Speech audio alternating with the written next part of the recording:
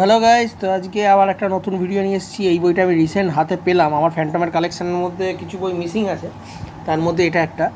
তো ফ্যান্টম 17 নম্বর নিয়ে চলে এসেছি তোমাদের কাছে। এই গল্পটার নাম হচ্ছে ফ্যান্টম আর নতুন পৃথিবীর সন্ধান।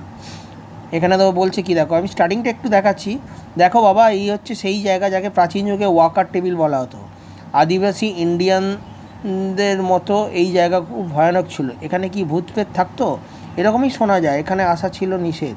দাদু, আমরা কি এর ওপর চড়তে পারি? পাখনা ছাড়া অসম্ভব। আদিবাসী এক বিশেষ কারণে এটাকে নিষিদ্ধ স্থান করেছিল।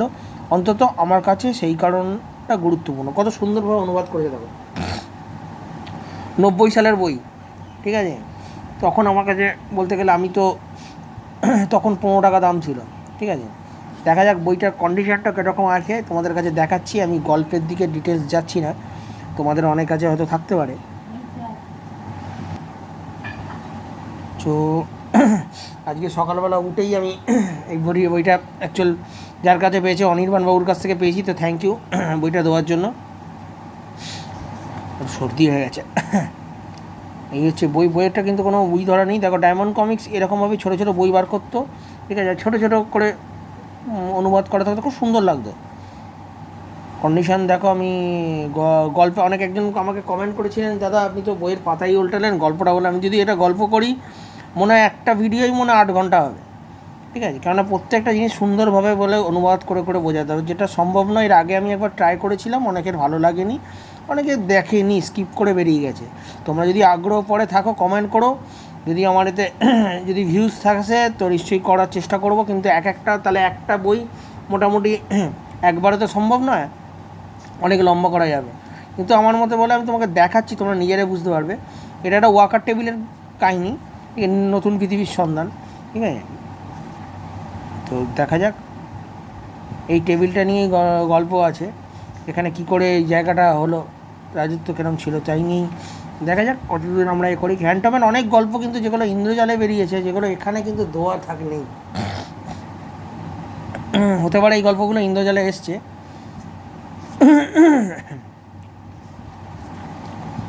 এটা কটা গল্প আছে আগে আমি দেখি। একদম প্রথমের দিকের গল্প তো আমার এই ফ্যান্টমগুলো ছিলই না, এই স্টোরিগুলো। ফ্যান্টমে যে মিসিংগুলো আছে সেইগুলো নিয়েই আমি এখন দেখাচ্ছি। এখানে গল্পটা শেষ করে দিচ্ছে ওয়াকার টেবিলে। ফ্যান্টম আর হাওয়াই দস্যু। ফ্যান্টমের স্ত্রী ডায়নাকে নিয়ে এই গল্প। এইখানটা একটু ছেঁড়া আছে গল্পটা, ওইটা এই জায়গাটা একটা পাতা খালি একটু ছেঁড়া পেয়েছি, এতক্ষণ মধ্যে একটু ছেঁড়া পেয়েছি। বাদ বাকি মোটামুটি দেখা যাক।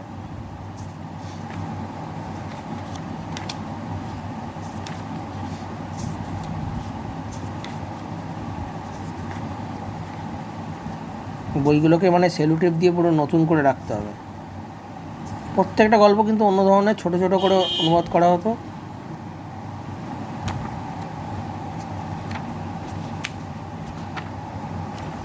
এখানে কি 3টে গল্প আছে, দেখতে হবে।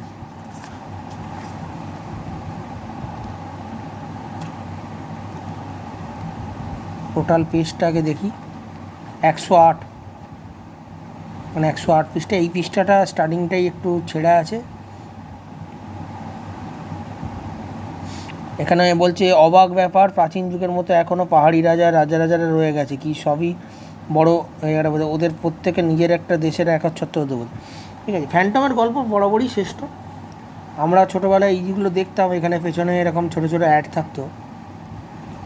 হ্যাঁ, উল্লু মিষ্টি, ফ্যান্টম 18, এগুলো কেনার খুব ইচ্ছা থাকতো, কিন্তু তখন হাতে টাকাও থাকতো না যে বইগুলো কিনবো। আমরা 90-এর দশকের কিডস বলে এই বইগুলোকে আমার বেশি ভালো লাগে। তো ছোট্ট করে একটা ভিডিও বানালাম। বইয়ের কন্ডিশন ভালোই আছে, দেখতে পাচ্ছি একটা পাতা খালি একটু পেয়েছি। তো বাদবাকি বইটা ভালোই আছে। তো কেমন লাগলো ভিডিওটা জানিও। চ্যানেলটিকে সাবস্ক্রাইব করো, শেয়ার করো। এ মাসের এটা লাস্ট ভিডিও, এর সামনের মাসে অনেক ভিডিও আসছে। তো আমি এ মাসে এই জায়গাটাই স্টপ করছি। ভালো থেকো, দেখা হবে নেক্সট ভিডিও।